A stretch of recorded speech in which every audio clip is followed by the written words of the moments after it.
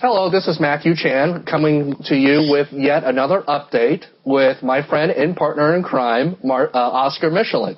And how are you, Matt? How you doing? And in this segment, we're going to talk about our recent experiences about DMCA complaints and counter notification letters.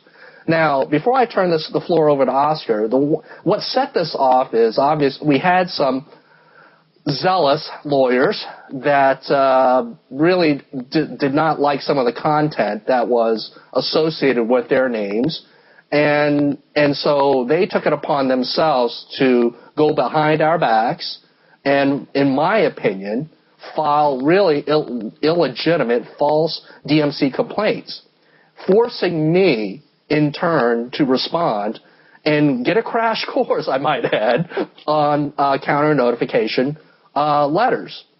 So anyway, so that's really the setup for this update. But Oscar here is, since we've been sort of dragged into it, is going to explain what the intent is and what it was intended for, and what are the consequences for abusing it. So go ahead, Oscar.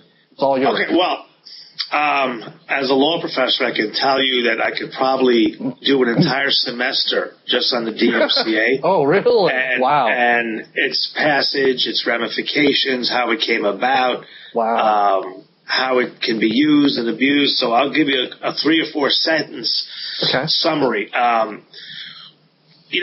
Like anything else, new technology always requires new laws, because it never works when you try to apply some of the old laws to some new technology. You can get away with certain things, like a communication is a communication, whether it's by letter, telegraph, telephone, video chat, email, etc. But certain other areas, you need to define new terms and to define new claims and new issues as problems arise. So here's what was happening. People foresaw the internet, but they did not foresee websites like Yahoo, YouTube, Google, think of it, so many others where you can post content on it to it. So here's a company, they start a website that allows people to post content and exchange information, and next thing you know, people are putting up copyrighted protected material on those websites, like posting a music video on YouTube when you don't have the right to post that music video, or even maybe concert footage, things of that nature. So what was happening was these large companies, ISPs, internet service providers, were getting copyright claims from music companies, songwriters, artists, photographers, videographers, everybody saying, hey, you're letting people steal my stuff and make a commercial use of it. So the DMCA, the Digital Millennium Copyright Act, was passed to try to help those websites. This is the predominant basis for it, was to help those websites that allow people to post third-party content onto the website. And so a system was set up. The first thing that you have to do is you have to register a DMCA agent. So Google has one, YouTube has one. Frankly, every site that allows people to post content that they don't control should have a registered DMCA agent. And what that is, in the absence of that, there's the hosting provider which accepts it. Correct. It's got to go either the hosting provider or a registered agent. Yes. And so they'll get notice that says, hey, that video, belongs to my band, and please take it down. So this way, they're entitled to a cease and desist letter before they can be sued for copyright infringement. So now, once they get that letter, the DMCA sets forth what needs to be put into what's called a takedown notice. And which I definitely got. I got a couple of those. Right. And you pull it off, and then the person who posted it has the right to respond with a counter notification that says, hey, that's a lot of baloney. I own that. Or nobody owns that. And whatever the argument may be, it's sent to the service provider. a hosting provider, who can then make a decision as to what they want to do with the content. The DMCA also provides for penalties for abusing it on both sides. So that's correct. You can't just start yanking people's content down by sending letters that claim copyright infringement. If you do that falsely with the intention of wrongfully causing that content to come down, you could be held responsible for statutory penalties. Well, Oscar, of course, everybody has their own story, but I have to tell you, in the particular cases that happened this week, we were talking about people that should have known better. We're not talking about laymen here. We're talking about allegedly copyright lawyers, and they filed these DMC complaints to my hosting provider, which I've never had in, I don't know, 10, 15 years I've been online, and against Scribd, I'm not sure how you pronounce that, and they basically, all the content had to be removed.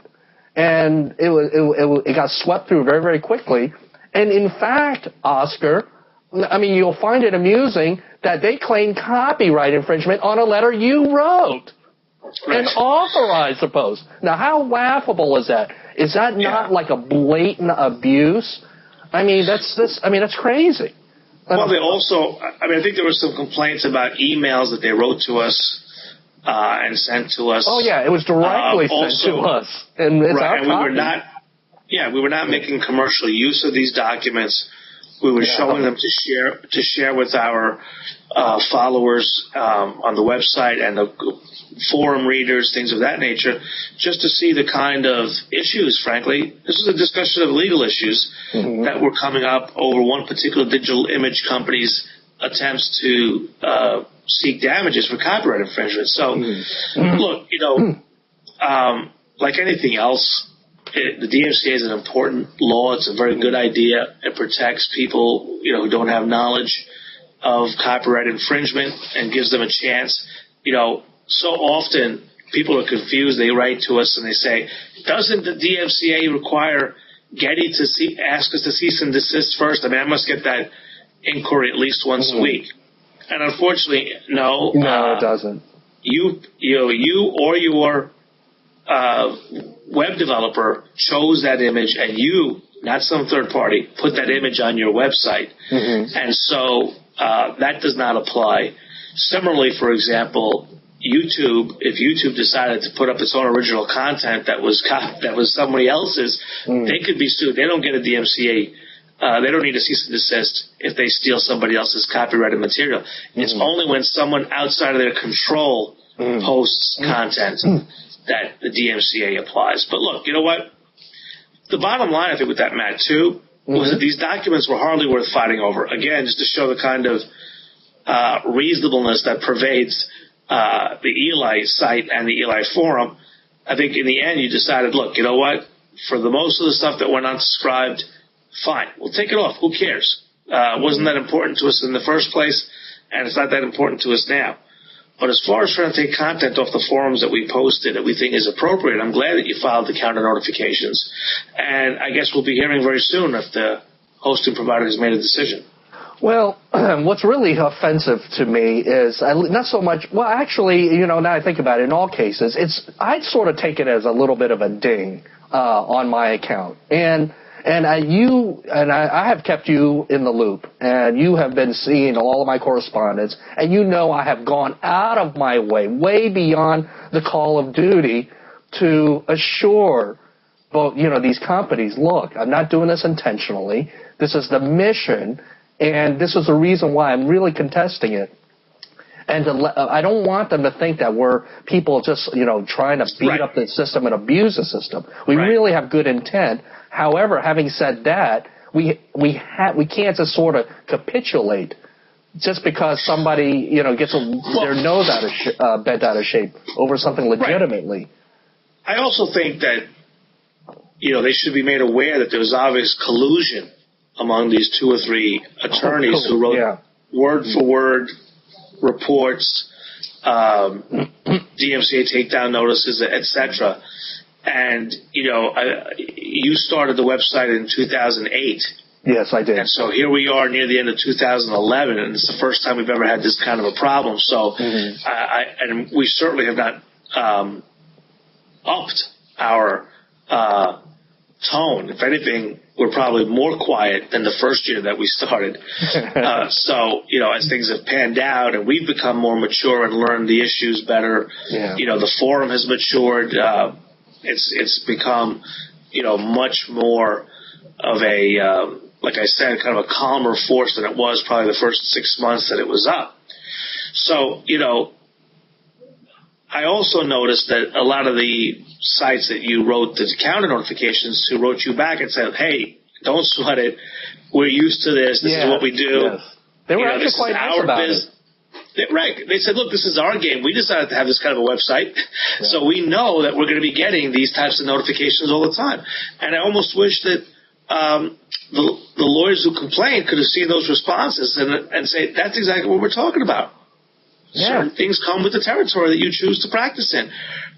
I've been involved in a lot of high-profile cases where I'm in the media, and our position, my client, some of the things I've said have been attacked, by the other side and by reporters. And I'm not talking about DMCA takedown. I'm talking about the New York Times.